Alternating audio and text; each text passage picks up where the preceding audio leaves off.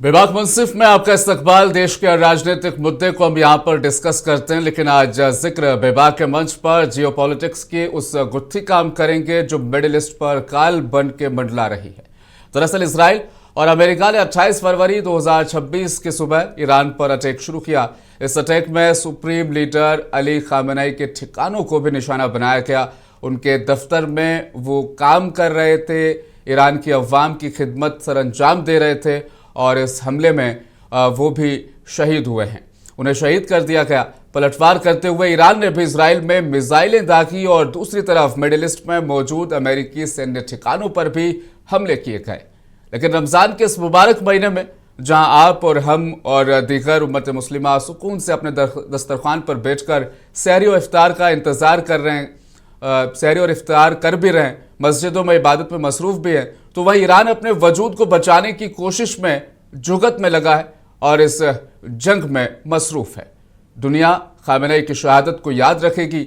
एक दौर का ज़रूर खात्मा हुआ, लेकिन एक नए दौर को भी देखने का मौका मिला है। मैं हूं आपके साथ, आपका मेज़बान रहीम अहमद खान, और आप मुंसिफ टीवी पर देखेंगे ईरान इसराइल अमेरिका जंग के वो खौफनाक मंजर जो दिल झकझोर देते हैं। मेरे साथ आज की इस चर्चा में शामिल होंगे जियोपॉलिटिक्स के हर पैतरे के धागे खोलने में माहिर एक्सपर्ट ब्रह्मदीप और देश के जाने माने पत्रकारों में से एक दिनेश शर्मा जी भी इस चर्चा का हिस्सा बनेंगे और शिवाजी सरकार भी वरिष्ठ पत्रकारों में से एक, और इस मुद्दे पर मुंसिफ के दर्शकों के बीच पिछले कई महीनों से लगातार रहनुमाई करते हुए नजर आ रहे हैं, वो भी इस चर्चा का हिस्सा बनेंगे। बढ़ेंगे चर्चा में आगे, उससे पहले अब तक के हालात पर एक सरसरी नजर डालते हैं। आयतुल्लाह खामेनेई अब नहीं रहे। आयतुल्लाह अली खामेनेई ईरान के सुप्रीम लीडर 1989 से 2026 तक यानी 36 साल वो इस ओहदे पर फायज रहे। पहले राष्ट्रपति थे। उनके परिवार में पत्नी मंसूर है, 6 बच्चे और कई पोते पोतियां हैं, 3 भाई और 4 बहनें भी हैं। आपको बताते हैं तफसील से खामेनेई के बारे में। सन 1979 के इस्लामी इनकलाब के बाद से ईरान में सिर्फ 2 ही रहबर आला रहे हैं, आयतुल्लाह रूहुल्लाह खुमैनी और आयतुल्लाह अली खामनेई। 86 साला ईरानी रहनुमा 3 दहाइयों से इक़्तिदार में थे।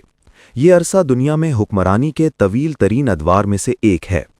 ईरान में ये ओहदा तमाम तर इख्तियारात का हामिल होता है। रहबर आला ही मुल्क का सरबराह भी होता है और पासदारान इनकलाब समेत सभी मुसल्लह अफवाज का कमांडर भी। खामनेई मुकम्मल तौर पर आमिर नहीं थे। वो ईरान में ताकत के मराकिज़ के दरमियान ऐसे मकाम पर फायज थे जहां वो सरकारी पॉलिसियों को वीटो कर सकते थे और सरकारी ओहदों के उम्मीदवारों का इंतखाब भी खुद कर सकते थे। ईरान की नौजवान नस्ल ने हमेशा उन्हें ही सरबराह के तौर पर देखा। आयतुल्लाह अली खामनेई सन 1939 में ईरान के शुमाल मशरकी शहर मशहद के एक मजहबी ख़ानदान में पैदा हुए। खामनेई एक पुरअसर खतीब थे। उन्होंने इमाम खुमैनी की तहरीक में फ़ाल किरदार अदा किया। इस्लामी इनकलाब के नतीजे में शाह ईरान को इक़्तिदार से हटा दिया गया। उन्हें इनकलाबी सरगर्मियों की वजह से कई बार गिरफ्तार और जलावतन भी किया गया। इस दौरान उन्होंने तशद्दुद भी बर्दाश्त किया और उन्हें नकल मकानी भी करनी पड़ी। खामनेई 1981 में एक बम धमाके में शदीद जख्मी भी हुए थे। वो 1981 से 1989 तक 2 मरतबा ईरान के सदर मुंतखब हुए थे। इमाम खुमैनी की वफ़ात के बाद मजलिस खबरगान ने उन्हें 1989 में ईरान का सुप्रीम लीडर मुंतखब किया था। खामनेई ने ईरान में ताकत के तमाम मराकिज़ पर अपनी गिरफ्त हमेशा मजबूत रखी। उनके दौर में ईरान ने मशरिक़ वुस्ता में अपना असर रसूख बढ़ाया। बाज़ औक़ात सुप्रीम लीडर ने खुद को सियासत से बालातर ज़ाहिर करने की कोशिश की। यूं ज़ाहिर किया कि ईरान के इस्लाह पसंदों और क़दामत पसंदों के दरमियान झगड़ों से उनका कोई लेना देना न हो।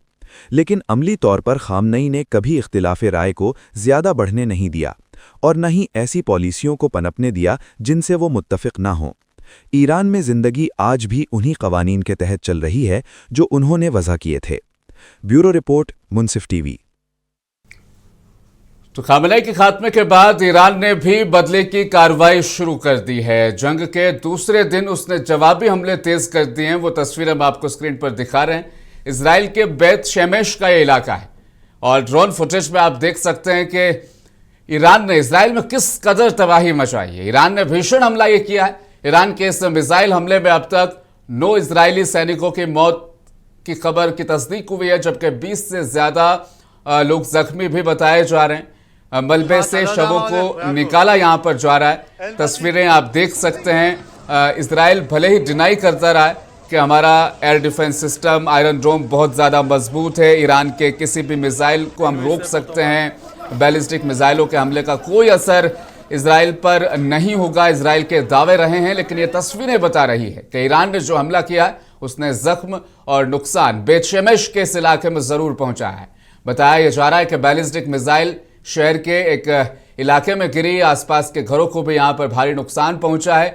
ये हमला इजरायली सैन्य बेस पर किया गया था। मरने वालों की तादाद और भी ज्यादा बढ़ सकती है। 10 सैनिकों की मौत यहां पर हुई, इस बात की तस्दीक इजराइल ने की है। इजराइल ने यह भी कहा है कि मासूम और बेगुनाह नागरिकों पर भी ईरान ने हमला किया है। घायलों को फिलहाल यहां से अस्पताल ले जाया गया है। इस हमले को लेकर इजरायली सेना का कहना है कि आईडीएफ ईरान के इस बैलिस्टिक मिसाइल को क्यों नहीं रोक पाई, इसकी जांच हम करेंगे।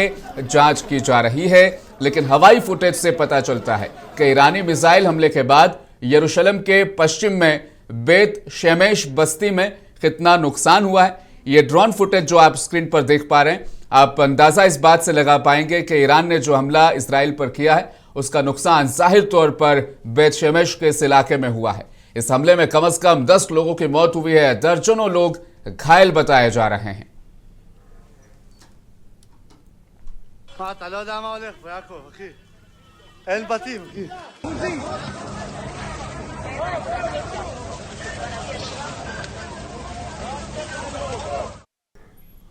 तो बेत शेमेश की तस्वीरें हमने आपको दिखाई। अब आर्थिक राजधानी जो इजराइल की तेल अवीव है, वहां की तस्वीरें हम आपको दिखाते हैं। पलटवार करते हुए ईरान ने इजराइल में मिसाइलें दागी है और दूसरी तरफ मिडिल ईस्ट में मौजूद अमेरिकी सैन्य ठिकानों पर भी हमले किए हैं।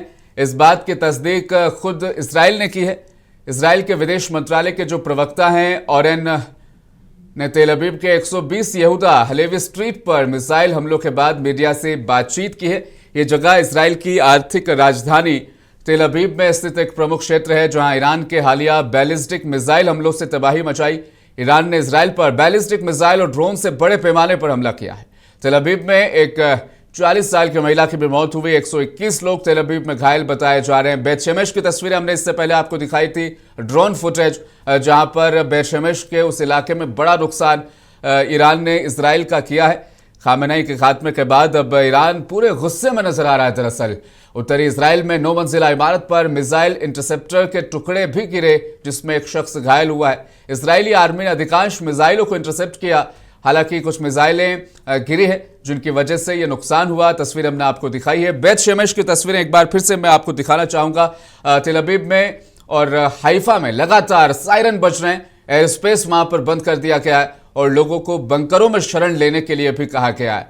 इस पूरे मामले को दरअसल समझेंगे दिनेश शर्मा जी, देश के जाने वाले पत्रकारों में से एक इस चर्चा का हिस्सा बन चुके हैं। हालांकि उन्होंने एक बड़ा सवाल पिछली चर्चा में यहां छोड़ा था, क्या मुस्लिम क़यादत के खात्मे की तरफ अमेरिका बढ़ चुका है और बाकी दीगर जो मुस्लिम ममालिक बचे हैं उनको क्या अमेरिका के पीछे अब आना पड़ेगा।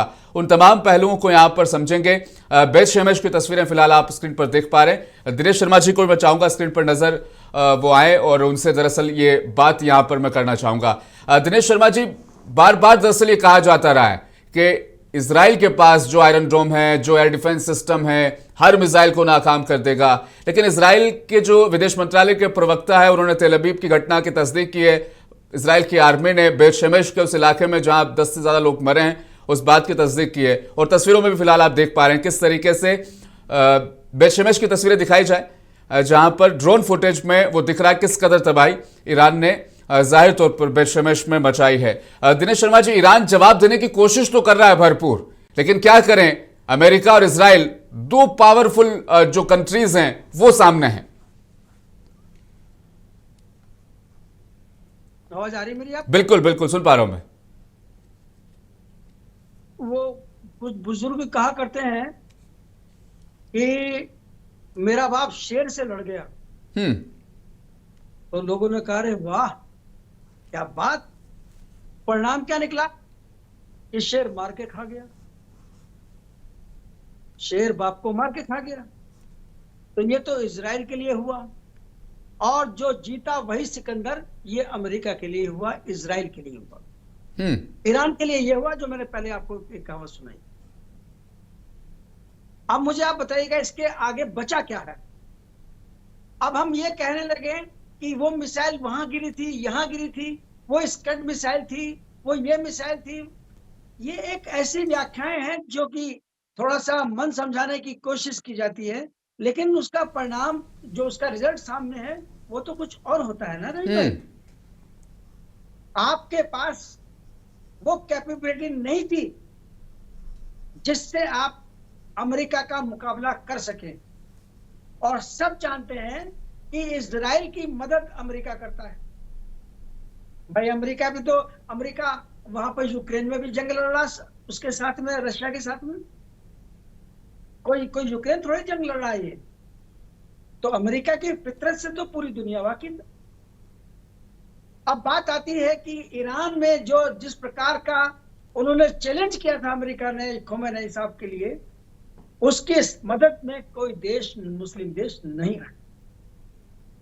सब घर में बैठ गए और सब देखते रहे कि ट्रंप साहब का पीए तो नाराज नहीं हो जाएगा, अरे ये तो नाराज नहीं हो जाएगा, वो तो नाराज नहीं हो जाएगा। अगर इससे आगे हो तो रहीम साहब बताइएगा जरा हमको। नहीं, मसला ये भी है ना दिनेश शर्मा जी, अपनी अय्याशी, अपने मजे, अपनी तमाम चीजों में डूबे हुए मुस्लिम ममालिक क्यों ईरान पर ध्यान देंगे? अमेरिका के सामने पहले से उन्होंने सरेंडर किया हुआ, अमेरिका ने अपने सैन्य बेस उनके देशों में कायम किए हुए हैं। ऐसे में कौन अमेरिका से अब लड़ना चाहेगा? लेकिन वो हिम्मत खamenei ने दिखाई, खात्मा उनका हुआ, शहीद वो हुए। लेकिन ईरान अब गुस्से में है। शिवाजी सरकार साहब, ये तस्वीरें बेत शेमेश की क्या कहानी दरअसल बयान कर रही है कि ईरान झुकेगा नहीं। ईरान चाहे तबाह बर्बाद हो जाए, लेकिन नुकसान इजराइल का जरूर करने पर आमादा हो चुका है ईरान। बिल्कुल, मैं एक बात कहना चाहूंगा, आपकी बात जरूर कंप्लीट कीजिएगा जल्दी। हाँ देखिए, एक बात तो बिल्कुल सच है जो हमेशा इतिहास के अंदर दर्ज होगी, हो चुकी है। कि खamenei ने बोला था कि मेरे जीते जी ईरान पर यूएस का झंडा, यूएस की पताका कभी नहीं फहरा सकती। वो शहीद हो गए और ये कह के गए वो कि मैं इस्लाम के लिए जा रहा हूं और आप लोग इस्लाम की हिफाजत कीजिए। तो ये तो अमर होगी ना उनकी पंक्तियां। एक जज्बात दरअसल उन्होंने अपनी कौम को, अपनी अवाम को दे दिए। लोग बात भी कर रहे हैं, वो मॉस्को जा सकते थे, तेहरान छोड़ सकते थे, बंकर में छुप सकते थे, लेकिन इन तमाम हरबों को साइडलाइन करते हुए, अपने दफ्तर में काम करते हुए दरअसल वो शहीद हुए। शिवाजी सरकार साहब, बेत शेमेश की तस्वीरें मैं दर्शकों को दिखा रहा हूं और ये कुछ ही देर पहले की है। ईरान गुस्से में है, इसमें कोई शक नहीं, लेकिन इजराइल की जवाबी कार्रवाई बड़ी खतरनाक होती है। शिवाजी सरकार साहब, बेशक ये जंग नहीं है, ये तो मैं कहूंगा कि खोमेनी का जो है जिस तरह से किया गया वो तो एक मर्डर। और अमेरिका जो है ये पहली बार नहीं कर रहा। हिजबुल्लाह के नेता का भी किया रिसेंट, अगर हम देखें गद्दाफी का किया, और बहुत जिन्होंने किया बहुत ही बुरी तरीके से। उसी तरह से सद्दाम के साथ भी बहुत बुरा है। ये तो पुरानी बात है, हाल ही में गुस्तावो पेट्रो को अपने घर से उठवा लिया। अभी वेनेजुएला का जो किया, ये सारी चीजें जो हो रही है। और उस पे सबसे बड़ी चीज जो है, दिनेश शर्मा जी कह रहे हैं वाकई या अमेरिका से अब लड़ना किसी को नहीं चाहिए।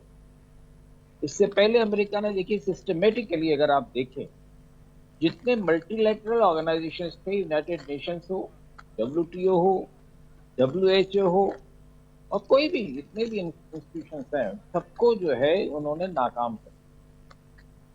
और बाकी जो मुल्क हैं उसका कोई खास उस पर जो है प्रोटेस्ट हो, उसके करेक्शंस हो, वो नहीं करा। आज अगर मल्टीलैटरल इंस्टीट्यूशंस होते तो शायद हिंदुस्तान पे भी जिस तरह से एक ट्रेड एग्रीमेंट लाता जा रहा है वो पॉसिबल नहीं हो। तो कई बार कहा जा रहा है कि हिंदुस्तान ने बड़ा कॉम्प्रोमाइज किया, वाकई लगता तो है कॉम्प्रोमाइज किया हुआ है, पर कॉम्प्रोमाइज कई बार जो है स्ट्रेटेजिक उसमें कई बार करना पड़ता है। हर कोई तो ईरान की तरह इस तरह से लड़ नहीं सकता। और ईरान को जिस तरह से इन्होंने खत्म करने की जो कोशिश कर रहे हैं पूरे मिडिल ईस्ट को, अगर आप देखें एक के बाद एक। लेकिन एक चीज आपसे और समझूंगा, क्या डिप्लोमेटिक रास्ता निकाल सकता था ईरान? क्योंकि नतीजा ये होगा, ये लगभग सभी लोग अपने आप में जानते थे अंदर ही अंदर। डिप्लोमेटिक रास्ता कहां से निकल? सवाल तो यही है, डिप्लोमेटिक रास्ता निकलता रास्ता ही नहीं, व्हाइट हाउस कह रहा था हम आएंगे, हम बात करेंगे, मुज़ाकरात होंगे, लंबी चर्चाएं होंगी, लेकिन उन चर्चाओं में भी तो कॉम्प्रोमाइज करना ही पड़ता है ईरान को जाहिर तौर पर। नहीं, ईरान तो तैयार हो था। ईरान ने तो कह दिया था कि न्यूक्लियर वेपन्स उनका कोई मकसद नहीं है। न्यूक्लियर का पीसफुल यूज जो है वो है। ईरान जो यूरेनियम एनरिचमेंट की बात थी, तैयार हो गया था। पर जब मिसाइल की बात आई तो जरूर जो है ईरान उसके लिए तैयार नहीं होता। अब आप हर चीज को हाथ पैर बांध के फिर आप काटने पे लगा दें तो ये तो बड़ा मुश्किल काम। तो आज जितना ईरान कर भी पा रहा है वो भी नहीं कर पा रहा। ये बात अलग है कि वो कामयाब होने की कगार पे है नहीं है, ये अलग चीज है। कई बार वर्ल्ड सिनारियो कौन सी छोटी सी बात से बदल जाती है ये भी नहीं पता।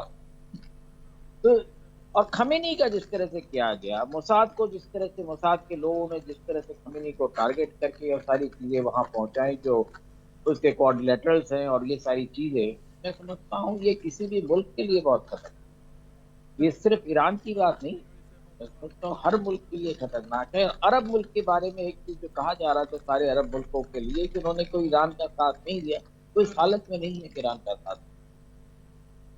अरब मुल्कों को अगर देखें तो ज्यादातर मुल्कों के पास भी अपनी ऐसी सेना नहीं है। सभी ने करीब करीब जो बड़े हैं उन्होंने अमेरिकन प्रोटेक्शन ले रखे। इस हालत में वो अगर साथ देते भी तो क्या करते? प्रोटेक्शन तो उनके पास अमेरिका का है। तो अमेरिकी सेना अगर उनके पास है, उनको प्रोटेक्शन दे रही है, पाकिस्तानी सेना उनके पैलेसेस की प्रोटेक्शन दे रही है, तो कर क्या लेगा उसको? तो ये मैं समझता हूँ एक बहुत बड़ा जो है जो अमेरिकी पॉलिसी जो है, मैं इसको देखिए ये अचानक आज से नहीं हुआ। अगर आप देखें जो 1918 में जो वर्ल्ड वॉर फर्स्ट खत्म हुआ, जहाँ इसके बाद कैलिफेट को खत्म किया गया और इस तरह से सारी चीजें की गई और पूरे मिडिल ईस्ट के मैप को जो रिड्रॉ किया गया, ये सारा चीज वहां से जुड़ा हुआ। और अभी भी जो कुछ किया जा रहा है वो सिर्फ इसलिए नहीं किया जा रहा है ईरान को नेस्त नाबूद करना है, वो तो है ही, वो तो हो ही रहा है। पर सवाल ये है कि जो पूरा जो फ्यूल जो एनर्जी पॉलिटिक्स है, जो एनर्जी स्ट्रेटेजी है, वो अमेरिका के कब्जे में होना चाहिए। नहीं तो अगर नहीं कर सकते, उनकी पॉलिसी ये है कि अगर हम इस्तेमाल नहीं कर सकते किसी को इस्तेमाल करने भी नहीं। ये जो आप एक तरह से कह सकते हैं जो स्कॉट चर्च पॉलिसी जिसमें कहते हैं, वो जो जिस तरह से कर रही है अमेरिका, ये वर्ल्ड पॉलिटिक्स में किस तरह से क्या इसका असर होगा ये हमें देखने की जरूरत होगी। और इस तरह से क्या हिंदुस्तान जैसे मुल्क वो क्या करेंगे, क्योंकि मैं ये नहीं मानता कि ये ईरान पे रुक जाएगा।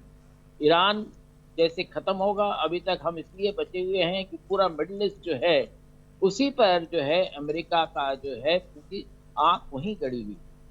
पर अब जो है अगर ईरान का भी हश्र हो जाता है, ईरान अगर इस तरह से उस चीजों को नहीं कर पाता है, और ये भी देखने की बात है कि अमेरिका भी और इजराइल भी कब तक इस जंग को चला सकता है। हालांकि कहा जा रहा है कि पहले 12 दिन में खत्म कर दिया था, क्या 12 दिन में खत्म होगा या नहीं होगा, क्या उससे पहले भी हो जाएगा? ये जिस तरीके से यहाँ पर रिटेलिएट किया है ईरान ने, अब आसार तो ये बता रहे हैं कि जब गजा ने दोबारा जब इजराइल की तरफ आंख दिखाई थी, तो उसके बाद गजा नरसंहार वहां पर जिस कदर हुआ, तबाही जिस कदर वहां पर मची, वो ईरान के साथ होगा, इस तरह के कयास लगाने आसान हो जा रहे हैं अपने आप में। लेकिन अब ईरान दरअसल अमेरिका और इजराइल के हमलों के जवाब में खाड़ी देशों पर, मिडिल ईस्ट पर भी अपने हमले उसने तेज कर दिए। हमलों में ईरान के सुप्रीम लीडर अली खामेनेई और कई बड़े अधिकारी मारे गए थे। उसके बाद ईरान ने बदले की कार्रवाई शुरू की। रविवार सुबह लगातार दूसरे दिन यूएई के दुबई, अबू धाबी, कतर के दोहा, बहरीन की राजधानी मनामा जैसे शहरों में धमाके की आवाजें सुनी गई। इससे पूरे खाड़ी क्षेत्रों में डर और तनाव वहां पर भी बढ़ा है। ईरान इजराइल समेत मिडिल ईस्ट के 9 देशों को निशाना बना रहा है। दुबई और अबू धाबी में तेज धमाके हुए हैं, मनामा में सायरन बजाए गए और वहां कम से कम 4 बड़े धमाके हुए, जो तस्वीरों में आप देख पा रहे हैं। कतर की राजधानी दोहा की तस्वीरें जहां पर धमाकों की आवाजें सुनाई दी। दुबई के आसमान में भी मिसाइलों को रोकने के दौरान सफेद धुएं के गुबार दिखाई दिए। दुबई के जेबेल अली बंदरगाह, जो मिडिल ईस्ट के सबसे बिजी बंदरगाहों में से एक है, वहां की तस्वीरें फिलहाल आप स्क्रीन पर देख रहे हैं, वहां भी काला धुआं उठता हुआ दिखा गया। कुवैत एयरपोर्ट पर भी ईरान ने हमला किया है। अब ईरान ने ये जो हमले किए हैं किस वजह से किए हैं, बहुत से लोग हमारे देश में जाहिर तौर पर इन हमलों को समझ नहीं पा रहे हैं कि अमेरिका ने सैन्य बेस इन मुस्लिम ममालिकों में बनाए थे। दरअसल अमेरिका के सैन्य बेस पर ईरान हमले कर रहा है, लेकिन कहा यह जा रहा है कि अब मुस्लिम देश आपस में लड़ने लग गए हैं, तो वर्ल्ड वॉर 3 की आहट आ चुकी है। उस चीज को हम यहां पर समझेंगे।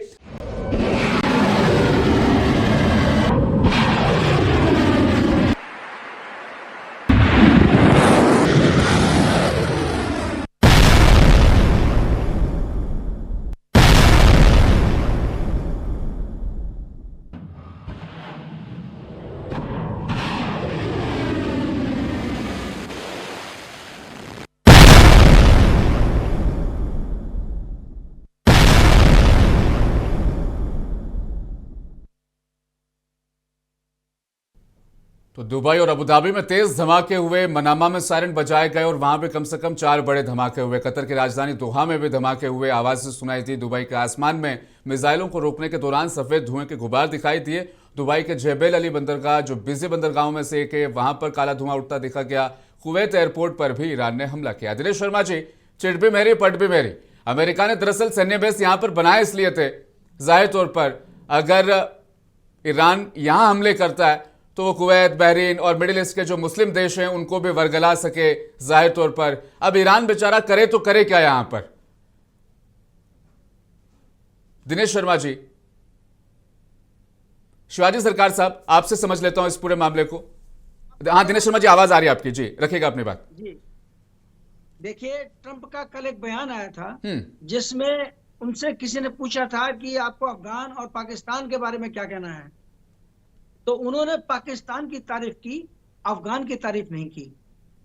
क्या कूटनीति आपने अपनी पूरे उस पर मिडिल ईस्ट के ऊपर थोपने की कोशिश की है। लोग समझ गए कि आप पाकिस्तान की क्यों तारीफ कर रहे हैं। कारण है उसका कि पाकिस्तान के हर एयर बेस पर इस समय अमेरिकी जेट खड़े हुए हैं। पाकिस्तान ने अपने सैनिक अड्डे अमेरिका को सौंपे हुए हैं। और आज एक काम और हो गया, बहुत बढ़िया, कराची में कि जो प्रदर्शन कर रहे थे लोग, उनके ऊपर पाकिस्तान ने गोली भी चलवा दी। 9 लोग मारे गए जी, 9 लोग मारे गए हैं कराची में। 9 लोग मारे गए। तो मुझे ये बताइए, कौन सी मुस्लिम एकता है ये? अरे आप अपना परमाणु बम खोमैनी के हाथ में दे देते कि लो हम इस्लाम के लिए ये करना चाह रहे हैं, लेकिन नहीं किया आपने। क्यों? क्योंकि आप अमेरिका के टुकड़ों पर पल रहे हैं। नहीं, ये भी है ना कि ईरान तो शियाओं का रहबर था, आयतुल्लाह अली खamenei, और शियाओं को तो वहां पर डोमिनेट करता है पाकिस्तान, वहां गुट कर जीने पर मजबूर करता है पाकिस्तान। ये एक बड़ा मामला, उलझन अपने आप में बन जाती है। लेकिन शिवाजी सरकार साहब, फिर वजूद नहीं बचा। जो मुस्लिम क़यादत की बात अब तक की जा रही थी, सुप्रीम लीडर आयतुल्लाह अली खamenei को अब तक माना जा रहा था, उनका खात्मा, फिर ये मुस्लिम ममालिक सब अलग थलग, और पाकिस्तान का जिक्र जो कर दिया दिनेश शर्मा जी ने। कराची, यहाँ हमारे देश में शिया समुदाय ने प्रोटेस्ट किए, हर जगह पर हुए, लखनऊ, अलीगढ़, राजधानी दिल्ली, श्रीनगर, कहीं किसी जगह कोई वारदात नहीं। लेकिन कराची में जैसे ही यूएस एम्बेसी के सामने पहुंचे प्रोटेस्ट करने वाले, शहबाज शरीफ ने उन पर भी गोलियां चला ली। यानी पाकिस्तान भी पिट्ठू है अमेरिका का, जबरदस्त तरीके से। देखिए, सबसे बड़ी प्रॉब्लम मुस्लिम मुल्कों की जो है,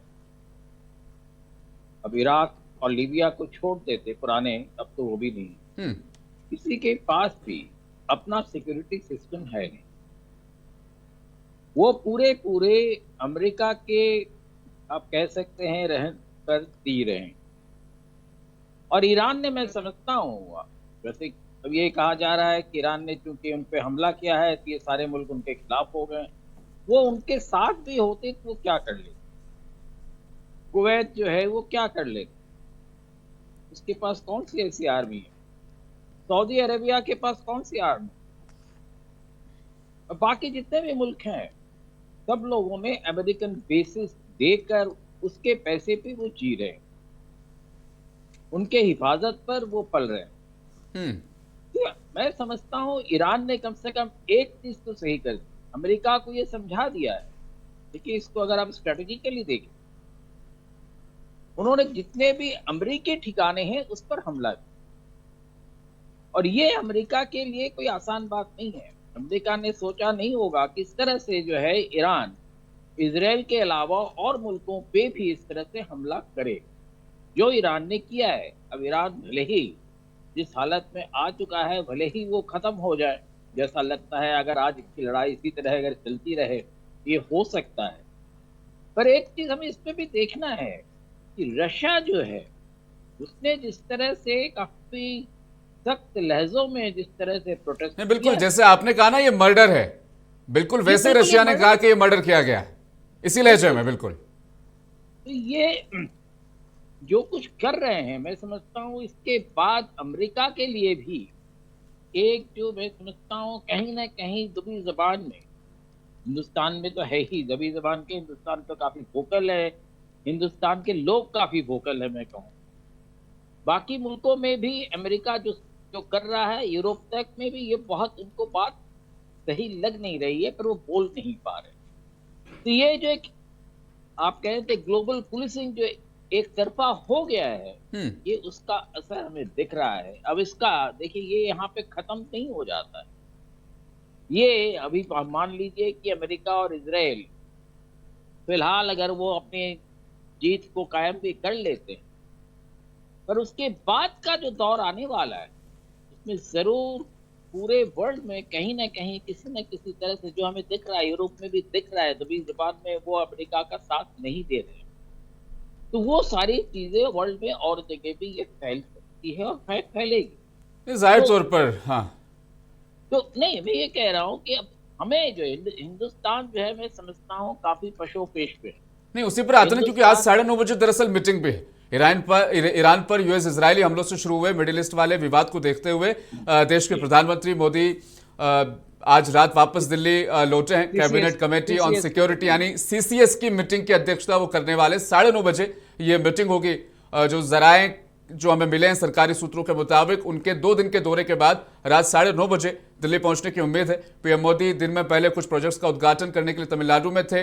इस मीटिंग का फोकस ईरान में हो रहे घटनाक्रम यानी यूएई और मिडिल ईस्ट के दूसरे हिस्सों में फंसे भारतीयों और उससे जुड़े घटनाक्रमों पर चर्चा होने के आसार है। पीएम मोदी 25-26 फरवरी को इजरायल गए थे और दौरा काफी डिप्लोमेटिक गर्मजोशी वाला रहा था, लेकिन उसके बाद ये कॉन्फ्लिक्ट वहां पर शुरू हो गया है।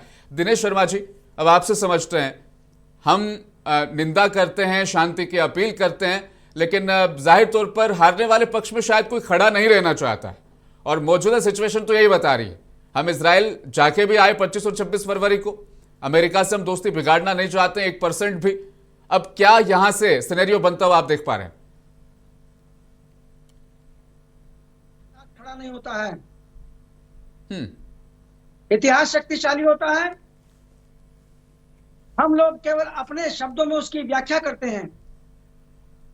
हम एक बात का, एक प्रश्न का उत्तर खोजते हैं कि ये जो घटनाक्रम हुआ, आखिर जो लोग आज तेहरान में रो रहे हैं, दहाड़े मार मार के रो रहे हैं, उनमें से सबसे ज्यादा तो वो थे जो खोमेनी की सत्ता पलटने के लिए सड़क पर खड़े हुए थे। बताइए ये कौन सी मुस्लिम एकता थी?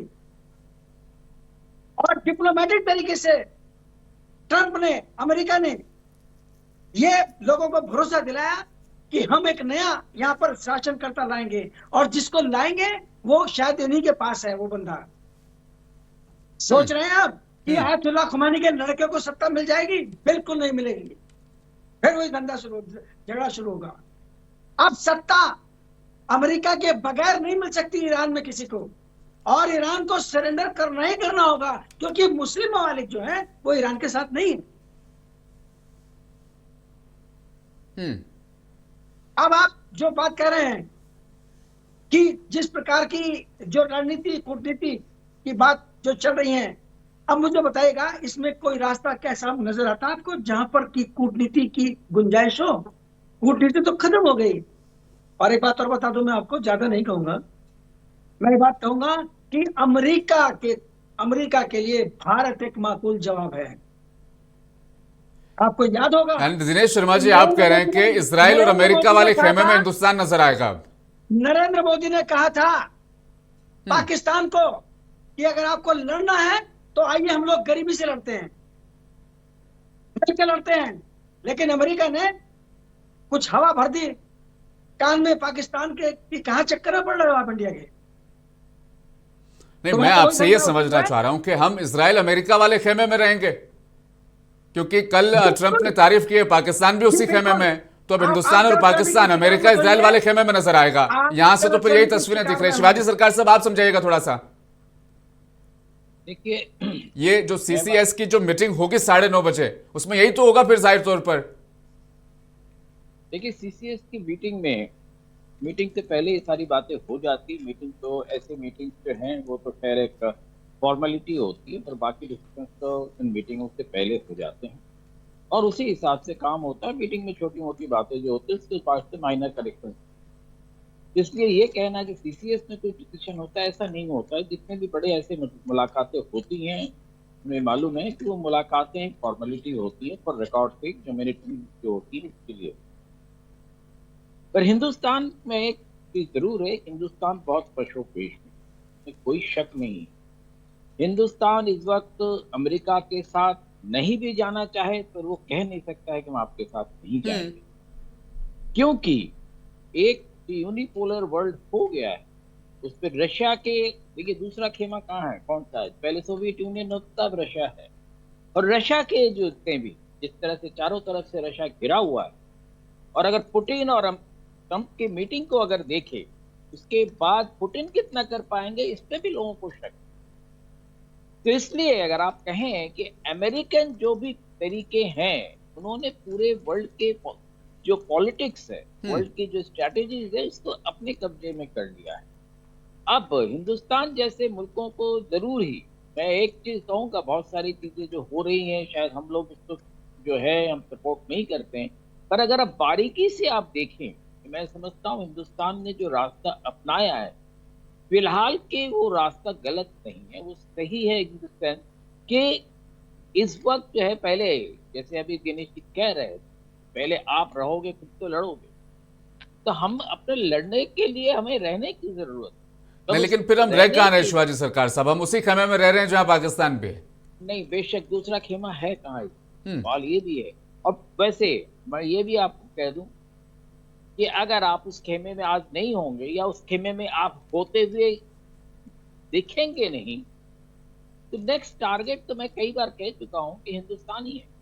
क्योंकि हिंदुस्तान, देखिए ये लड़ाई एक चीज और समझना पड़ेगा, चाहे फर्स्ट वर्ल्ड वॉर हो, चाहे सेकेंड वर्ल्ड वॉर हो, उसके बाद चाहे कोल्ड वॉर हो, और अभी जो कुछ भी हो रहा है, ये सारे कॉर्पोरेट की लड़ाई है, खास करके वेस्टर्न कॉर्पोरेट की लड़ाई है, जो ये चाहते हैं कि उनका जो दबदबा है पूरे वर्ल्ड में दिखे, और उनका जो एक तरफा जो ट्रेड है, एक तरफा जो ट्रेडिंग है, तो यानी ग्रेट अमेरिका मेक अगेन, दुनिया को तबाही में झोंक कर बनेगा अमेरिका, ये यहाँ से क्लियर संदेश मिल रहा है। निपुण आलम बयान इस चर्चा का हिस्सा बन चुके हैं, जियोपॉलिटिक्स के हरपेत्रे के धागे खोलने में माहिर। बहुत बहुत स्वागत निपुण। लेकिन अब हम दरअसल किस खेमे में? सीसीएस की जो मीटिंग होगी उसमें क्या क्या होगा वो शिवाजी सरकार साहब ने पहले थोड़ा सा क्लियर कर दिया, समझा दिया। आपसे वही समझना चाह रहा हूं, क्या हम उसी खेमे में जहां पाकिस्तान भी है? जी, प्रश्न दोबारा दोहराइएगा, मैं तो समझ नहीं पाया आपको। क्या निपुण हम उसी खेमे में हैं जहां पाकिस्तान भी? लेकिन आज जो चीजें हुई है, हमारे देश में भी प्रोटेस्ट हुए हैं, शिया समुदाय सड़कों पर उतरा, खamenei की मौत पर शोक, गुस्सा, प्रदर्शन, तमाम चीजें हुई। कराची में भी एक प्रोटेस्ट हुआ। कराची में क्या किया? शहबाज शरीफ ने अपने ही 9 लोगों पर बंदूकें चलवा दी। लेकिन अब हम सीसीएस की इस मीटिंग के बाद जहां स्टैंड करेंगे वो चीजें नजर आ रही है। क्या हम उसी खेमे में हैं जहां पाकिस्तान है? नहीं, देखिए, जो हमारे यहाँ पर पाकिस्तान जैसी सिचुएशन तो कोई बननी नहीं है, और हम जानते हैं कि हमारा कॉन्स्टिट्यूशन भी और हमारे यहाँ तो बोलने की जो आज़ादी है वो बहुत ही ओपनली हम लोगों को मिली है, और कभी इस प्रकार की पाकिस्तान जैसी सिचुएशन तो बनने वाली नहीं है। पाकिस्तान को तो किसी भी तरीके से अमेरिका खुश करना है, हमें थोड़ी अमेरिका खुश करना है। और अगर शिया समुदाय करता भी है तो ईरान से तो हमारे संबंध कोई खराब नहीं रहे हैं कि हम लोग कोई कहें कि ईरान के साथ हमारे रिलेशन खराब रहे हैं। तो थोड़ा बहुत प्रदर्शन है, प्रदर्शन होना भी चाहिए। देखिए, एक्चुअली क्या है कि जो खामनेई जी का जो परिवार था वो उत्तर प्रदेश से ही जुड़ता था, अभी उत्तर प्रदेश से उनका परिवार गया था, तो उसे एक लिंक वो भी बनता है, भारतीय मूल का उनका परिवार बैठता है। दूसरा क्या है कि ईरान के साथ हमारे हिस्टोरिकल रिलेशंस रहे हैं, अब से थोड़े रिलेशंस रहे हैं, ईरान के साथ वो रिलेशन रहे। लेकिन एक बड़ी बात ये थी कि खामनेई ने जिस प्रकार से इजराइल हमास वॉर में हमास के लिए स्टैंड लिया, उसका परिणाम ये था कि इजराइल के अगेंस्ट लड़ने वाले एक लीडर के रूप में खामनेई की आइडेंटिटी बनी, और खामनेई की आइडेंटिटी बनने के बाद पूरे इस्लामिक जगत ने उनको अपना लीडर मान लिया। तो उस स्थिति में आप देखिए कि एक उस प्रकार का रोष है कि हमारे लीडर को मार दिया गया, उस प्रकार की चीजें हैं। लेकिन ऐसा नहीं कि हमारे यहाँ पर वो स्थिति जो पाकिस्तान वाली स्थिति है वो कभी भारत में होने वाली नहीं है। मैं इस बात को लेकर पूर्ण रूप से आश्वस्त हूँ। अगर दुनिया में कोई देश है तो सुरक्षित देश केवल आपको भारत मिलेगा। हर लिहाज से आप देख सकते हैं, चाहे वो हमारी बोलने की आजादी हो। अभी देखिए किस प्रकार ईरान ने, मैं हमेशा इस बात को आज कई पूरे दिन से नोट कर रहा हूँ, बता भी रहा हूँ, बोल भी रहा हूँ कि आप देखिए ईरान ने जब मिसाइल मारी तो अमेरिका के भी जो डिफेंस सिस्टम थे वो फेल हो गए। लेकिन भारत के ऊपर, जब आपको याद होगा, पाकिस्तान ने जब अटैक करने स्टार्ट किए तो हमारा एयर डिफेंस सिस्टम ने इतना कमाल किया कि एक भी मिसाइल हमारे को हिट नहीं कर पाई। हाँ, जो नुकसान हुआ था वो जमीनी कार्रवाई का था, हल्का फुल्का मामूली सा, लेकिन हमारा जो एयर डिफेंस सिस्टम था उसने कड़ा मुकाबला किया। बेत शेमेश की तस्वीरें एक बार फिर से दिखाएंगे निपुण से, वो थोड़ा सा समझने की कोशिश करेंगे। निपुण, बेत शेमेश में जो हुआ कुछ देर पहले की तस्वीरें फिलहाल स्क्रीन पर हम देख पा रहे हैं, ड्रोन फुटेज है ये, तबाही तो हुई है, यानी ईरान ने जवाब देने की कोशिश भरपूर की है, लेकिन अब इसराइल क्या करेगा? क्योंकि हमने देखा ना, गजा ने जब कोशिश की थोड़ी सी भी तो फिर वहां नरसंहार हुआ, इसराइल टूट पड़ा। क्या वो तस्वीर अब ईरान में होगी? नहीं, देखिए एक्चुअली क्या है ना कि इसराइल हो, अमेरिका हो, वो ईरान को किसी भी तरीके से अब खामनेई की डेथ के बाद भी उभरने का मौका नहीं देगा। अगर स्थिति ऐसी बनती है कि ईरान अटैक करता है, देखिए एक अनुमान है कि ईरान के पास मैक्सिमम 2 से 2,500 मिसाइल हैं, उसमें से ऑलरेडी करीब 600 से 650 मिसाइल ईरान यूज कर चुका है। और ये बनता भी है। आप सोचिए कि सुप्रीम लीडर को अगर मार दिया जाता है, उसके बाद ईरान का एक्शन लेना या नए जो सक्सेसर वहां पर बने हैं उनका रिप्लाई करना ऑटोमेटिकली बनता है। ये एक स्वाभाविक सी एक प्रतिक्रिया है। तो इस प्रतिक्रिया को देखना कर हम ये नहीं कह सकते कि ईरान आगे इस वॉर में जाने वाला है, लेकिन अमेरिका इजराइल की पूरी कोशिश ये है कि ईरान की जो मारक क्षमता है, यानी कि जो अटैकिंग पावर है, उसको डिस्ट्रॉय कर दिया जाए। तभी तो हम देखें खामनेई की डेथ के बाद भी अमेरिका इजराइल के अटैक रुके नहीं थे। तो जो ये एक्शन हुआ है, इस एक्शन के बाद भी और ज्यादा आपका क्या होगा, रिएक्शन इजराइल अमेरिका की ओर से होगा। तो मुझे लगता है किसी भी तरह का जो अटैकिंग पावर है वो समाप्त कर दी जाएगी। और लेकिन बेत शेमेश और तेल अवीव में जो हुआ उसके बाद अब इसराइल भी तो जवाबी कार्रवाई करेगा। लेकिन इस बीच जो बड़ी खबर दरअसल ईरान से निकली वो ये कि सुप्रीम लीडर आयतुल्ला अली खamenei की शहादत के बाद जो सीनियर धर्मगुरु वहां पर थे, आयतुल्ला अली रेजा अराफी, तस्वीर हम आपको दिखाएंगे कौन है अली रेजा अराफी, उनको अंतरिम सुप्रीम लीडर बनाया गया है। पहले दरअसल बात ये चल रही थी कि जो खamenei के बेटे हैं मुस्तफा खamenei, उनका नाम यहां पर होगा, लेकिन ये अली रेजा अराफी को आप स्क्रीन पर देख पा रहे हैं, इनको अंतरिम सुप्रीम लीडर चुना गया। सरकारी जो समाचार एजेंसी है ईरान की इसना ISN है, उन्होंने इस बात की जानकारी दी है। अराफी अब जो काउंसिल है वहां का उसका हिस्सा है और नए सुप्रीम लीडर के चुने जाने तक देश की जिम्मेदारी को संभालेंगे। अराफी किस तरह का बयान देंगे, क्या स्टैंड लेंगे अमेरिका इसराइल को लेकर, उनका जो पहला बयान है उसका इंतजार फिलहाल किया भी जा रहा है। तो 67 साल के अराफी आयतुल्ला अली खamenei के करीबी माने जाते रहे हैं। अराफी पहले गार्जियन काउंसिल के सदस्य भी रह चुके हैं। यह संस्था चुनाव लड़ने वालों की जांच करती है और संसद के बनाए कानूनों की समीक्षा करती है। वे ईरान की धार्मिक पढ़ाई लिखाई की व्यवस्था के भी प्रमुख रहे हैं, इसलिए देश की धार्मिक व्यवस्था में उनका बड़ा प्रभाव माना जाता है। इसीलिए शायद उन्हें सुप्रीम लीडर भी चुना गया है जो आयतुल्ला अली खamenei की जिम्मेदारी को संभालेंगे, उस विरासत को दरअसल किस तरीके से, क्योंकि उनका जो स्टेटमेंट, जो पहला बयान होगा वो यहां पर अहम किरदार अदा करेगा। शिवाजी सरकार साहब, आपसे दरअसल समझेंगे अली रेजा अराफी क्या वो उसी लेगेसी को बरकरार रखेंगे, क्योंकि आज आयतुल्ला अली खamenei को खिराज तहसीन या श्रद्धांजलि अर्पित करने के लिए अफान शहर में लाखों की तादाद में लोग उमड़ पड़े। ऊपर से मिसाइलें चल रही थी, धमाका हमला किसी भी वक्त वहां हो सकता था, लेकिन लोगों में जुनून था कि अपने सुप्रीम लीडर को खिराज तहसीन श्रद्धांजलि अर्पित करने के लिए वो जमा होंगे। ऐसे में एक नया चेहरा सुप्रीम लीडर बनना क्या ईरान को मजबूती देगा? नहीं, ऑल्टरनेट लीडरशिप बनाने की जरूरत तो बहुत जबरदस्त है, क्योंकि जैसा कि ट्रंप कह रहा है कि हम जो जिसको कहेंगे उसी को नेता मानना पड़ेगा। इसको भी तो चुनौती कहीं ना कहीं देनी है।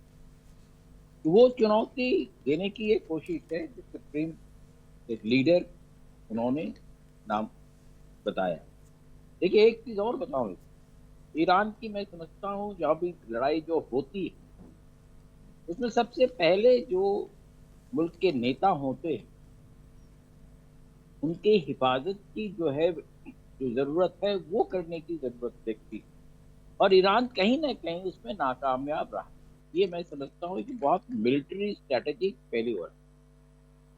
और अभी भी अगर हिजबुल्लाह का देखें आप, हिजबुल्लाह में तो उनके लीडर को जब मारा, उसके बाद हिजबुल्लाह ने जैसे दूसरे लीडर को नॉमिनेट किया, उसको भी अमेरिका और इजराइल ने मार दिया। इसलिए ईरान को अपने जो लीडर्स है, देखिए लीडर्स का इस वक्त बहुत जरूरत इसलिए नहीं होती है कि वो लीडर हैं, लीडर्स की जरूरत इसलिए होती है कि वो लीडर जो है, जो मुल्क की जो एक ताकत है, मुल्क की जो एक करेज है, उसको बना के रखते हैं। और इसलिए लीडर्स जब भी ऐसे हालात होते हैं, लीडर्स की हिफाजत की जाती है। अमेरिका खुद करता है। अभी हम देख चुके हैं कि अमेरिका भी एक बार अभी कुछ दिनों पहले ट्रंप को ले जाके वहां से कहां बैठाया, जब अमेरिका में खुद हालात खराब हो गए। तो ये एक मैं समझता हूँ ईरान की एक स्ट्रेटेजिक फेल्योर है। खमेनी की डेथ जो है, वो ईरान को इसको पहले सोचना चाहिए, सबको पता था कि ये होना है, ये अमेरिका करेगा, तो वहां पर उनको चूक, ये उनकी चूक थी। और अब आगे जो कर रहे हैं वो, मैं उसको देखिए, अब आगे जितना भी कुछ कर रहे हैं, जिस तरह से वो चारों तरफ मिसाइलें दाग रहे हैं, हाइफा पोर्ट सॉरी, जो इजराइल का एक बहुत इंपॉर्टेंट पोर्ट, जिस पर हिंदुस्तान का भी बहुत स्टेक है, हिंदुस्तान की कंपनी ने उस पोर्ट को खरीद लिया है। इंडिया, मिडिल ईस्ट, यूरोप का जो कॉरिडोर है वहीं से होके जाना है। इन सारी चीजों को अगर आप देखें, ईरान ने जिस तरह से किया है, तेल अवीव और हाइफा और ऐसे जो महकमे हैं वहां, जहां जिस तरह से वो मिसाइलें दाग रहे हैं, मैं समझता हूँ ये बहुत ईरान की एक जो सोची समझी जो चीज है, जो उन्होंने काफी समय से तैयार किया होगा, उसकी वजह से। और बहरीन में जिस तरह से नेवल डिफेंस का जो यूएस का बेस था, उसको जैसे टारगेट किया, और भी जो टारगेटिंग की है उन्होंने, यहाँ तक कि जो दुबई के जो पाम होटल का भी कहा जा रहा है कि ये सारे अमेरिकी पूंजी वहां लगे, तो उनको वो टारगेट कर रहे हैं। तो ऐसा नहीं है कि ईरान जो है कल गुस्से में आके इधर उधर मार रहा है, नहीं, उनकी टारगेटिंग बहुत सही है। और उस वजह से मुझे लग रहा है कि कहीं ना कहीं अमेरिका के स्टेटमेंट अगर देखें, उनको वो जिस तरह से भी आप कहें मुस्लिम मुल्क नहीं कर पा रहे, मुस्लिम तो कुछ लायक रह ही नहीं गए। मुस्लिम लीग अगर इतने वो काबिल होते, नहीं, ईरान को उन मुस्लिम ममालिकों से पहले भी उम्मीद नहीं थी और अब भी नहीं है। और जो आपने कहा ना, डिप्लोमेटिक चूक, इंसान अपनी मौत से नहीं डरता है, अपनों की मौत से टूटता है। लेकिन यहां जब सुप्रीम लीडर को मरते हुए ईरान की आवाम ने देखा, इसलिए मैं कह रहा हूं, अफान शहर की वो तस्वीरें, ऊपर से मिसाइलें गुजर रही है और नीचे लाखों की भीड़ वहां पर तैनात है। लेकिन अब नेतन्याहू इस पूरे मामले को भुनाने की कोशिश कर रहे हैं। दिनेश शर्मा जी, आपसे समझना चाहूंगा, इजराइल के नेतन्याहू ने ईरानी नागरिकों से सीधे तौर पर अब अपील की है कि वो ये जो हमला हो रहा है, ईरानी शासन के खिलाफ ये हमला हम कर रहे हैं, और आप लोग जो विद्रोह करना चाहते हैं ईरानी क़यादत के खिलाफ, आपके लिए गोल्डन अपॉर्चुनिटी है। क्या वो कह रहे थे, वो मैं थोड़ा सा सुनाता हूं, उसके बाद मैं आपसे दरअसल इस पूरे मामले को समझूंगा। در روزهای آینده ما به هزاران هدف رژیم تروریستی ضربه خواهیم زد. ما شرایط رو برای مردم شجاع ایران فراهم خواهیم کرد تا خود رو از زنجیرهای استبداد رها کنن. و به همین دلیل من دوباره خطاب به شما میگم ای شهروندان ایران، این فرصت رو तो नेतन्याहू दरअसल ये कह रहा है कि ऑपरेशन राइजिंग लॉयन के तहत इजरायली हमले ईरान को कमजोर कर रहे हैं, जिससे नागरिकों को आतंकवादी शासन के खिलाफ उठने और सड़कों पर एकजुट होकर सत्ता को बदलने का मौका मिलेगा जाहिर तौर पर। लेकिन तस्वीरें तो हमने दिनेश जी ये देखी कि ऊपर मिसाइलें चल रही थी, लाखों की भीड़ नीचे तैनात थी और लोग रो रहे थे दरअसल अपने सुप्रीम लीडर के लिए। ये नेतन्याहू किनसे अपील कर रहे हैं कि सत्ता परिवर्तन कर दो, उठ जाओ, सड़कों पर उतर जाओ? मिशन जो चल रहा है वो तो क़यादत के खिलाफ है, आम लोग उसके खिलाफ नहीं है, लेकिन मरे तो आम लोग है ना ईरान में। ऐसा कई बार हुआ है जब अमेरिका ने ईरान के जो लीडर थे, चाहे वो सैन्य लीडर थे, चाहे वो राजनीतिक लीडर थे, उनके खिलाफ बड़े सक्सेसफुल तरीके से उनकी हत्याओं का एक ऑपरेशन लॉन्च किया। तो ये बात तो सभी को पता होनी चाहिए थी कि भाई अमेरिका के टारगेट पर जो है वो ईरान का नेतृत्व है, और ये भी साथ में कि उनके बराबर में ही एक इजराइल भी है, जो किसी कीमत पर, जब से हमास के हमले शुरू हुए इजराइल के ऊपर, और जो और आतंकवादी समूह जिनको आतंकवादी बोला जाता है, उन्होंने बिल्कुल एकजुट होकर इसराइल के ऊपर बमबारियां की, हमले किए। तो जाहिर सी बात है कि ईरान के जो राष्ट्रपति हैं उनके ऊपर ये टैग लगा है कि वो आतंकवादी पालते हैं, और ये टैग पूरी दुनिया के अंदर पहुंचा। और इस टैग से जो बाकी मुस्लिम देश थे वो इसलिए असहज हुए, घबराए कि अगर हम जरा सा भी समर्थन कहीं ईरान का करेंगे तो अमेरिका हमारा जो हुक्का पानी बंद कर देगा। सारी की सारी ऊर्जा तो ये वहीं से पाते हैं ना जो मुस्लिम देश हैं, इनका अपना क्या है। जहां तक तेल की ऊर्जा की बात है तो कुछ वर्षों बाद तेल की जो जरूरत है वो भी नहीं रहेगी, क्योंकि इस समय सूर्य से ऊर्जा हासिल करने की बड़ी बड़ी तकनीक पर काम चल रहा है। ये मुस्लिम देश कब तक तेल के आधार पर पूरी दुनिया को नचाएंगे? इनके तो विकल्प सामने आने लगे हैं ना।